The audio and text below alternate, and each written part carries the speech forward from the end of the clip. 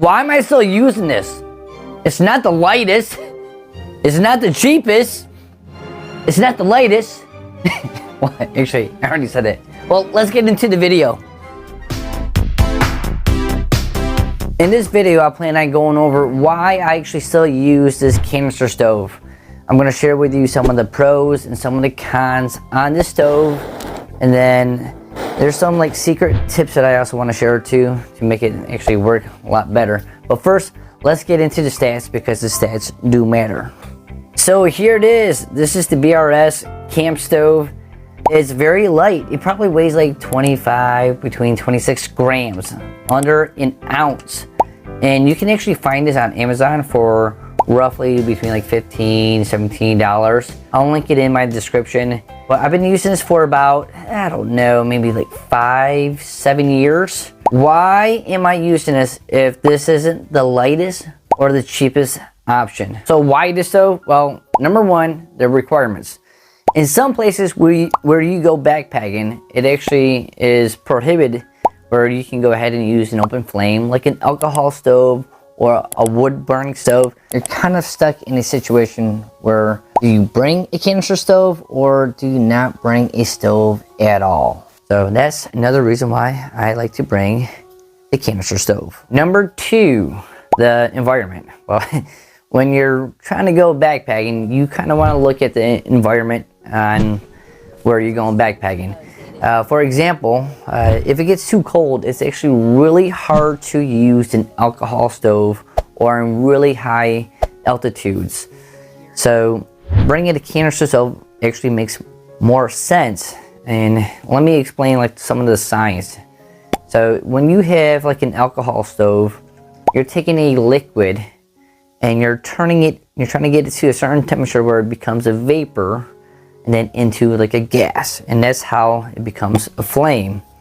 And even when it's, you already have it going, if you put a cold pot on top of your alcohol stove, it can actually put out the flame because it's giving off so much coldness, and then it turns that vapor back into a liquid.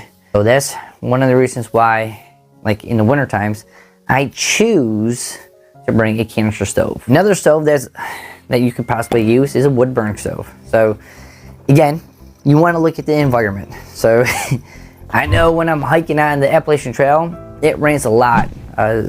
For some reason, I just feel like it will rain like 4 days straight where you're actually walking through a river and stuff, and it's hard to find wood or tinder. But when it rains for 4 days straight, you're kind of like, what do I do? My experience with a wood burning stove, again, you kind of want to check the environment and if you can use it or not. Usually on the Appalachian Trail, I just find it very difficult to use. So again, I would either use a canister stove or an alcohol stove. Number three, the ease of the canister stove is actually very simple, and it's kind of probably the easiest stove to kind of figure out how to use as a new backpacker, mainly because you just put the little stove on top of the canister and then you light it, and it works. And it works in almost all conditions. And I do want to kind of give you a nice little pro tip on some of the stuff that I've actually experienced using a canister stove, because it does work in all conditions. If it's really cold, what you can do is you can actually take your little canister, and actually put it into some water. And the water is actually a little bit warmer than the can, and it will actually get all the gas inside the canister to actually bloom up a little bit faster. So you'll notice when you're turning it, and if it's kind of low, it's going to actually spit out a little bit more flame. Another thing I've done is kind of just put my hands right around the canister and try to warm it up myself. And this I don't recommend, but it's something that I've done. And if it comes into a situation where you need to do it, I'm going to give you some tips on how to do it. So on a very, very cold evenings or mornings, and you're trying to get that boil, but the canister is just so cold, and I've had a fire next to me, what I've done in the past, and again, I don't recommend doing it, and I've actually taken some of the hot rocks and actually put it close to the canister, and you can actually see the flame of the canister like shooting up. It might be like a little trickle, and then all of a sudden it's like taken right off because all that gas inside of it is actually moving around a lot faster, and it actually works. So that's a little pro tip. Again, I don't recommend doing it. On those very windy nights, what you can do is you can kind of take your foam mat or some rocks, and you kind of build like a nice little windscreen. I've been able to use the canister stove in all different elements. That's why I'm still using it today. There are 3 cons that everyone always talks about when they bring up canister stoves. One is the noise. To me, the noise actually doesn't bother me. I actually kind of like hearing it and like, and then take off. And yes, it does sound like an airplane taking off, but when I think of that going on, I know that coffee is going to happen. So I actually don't mind hearing that noise. It's the sound of like birds chirping in the morning for me. So personally, I don't mind hearing that noise taking off. But yes, if other people are around you, you might not want to be so noisy. But again, it's like birds to me. That's con number 1.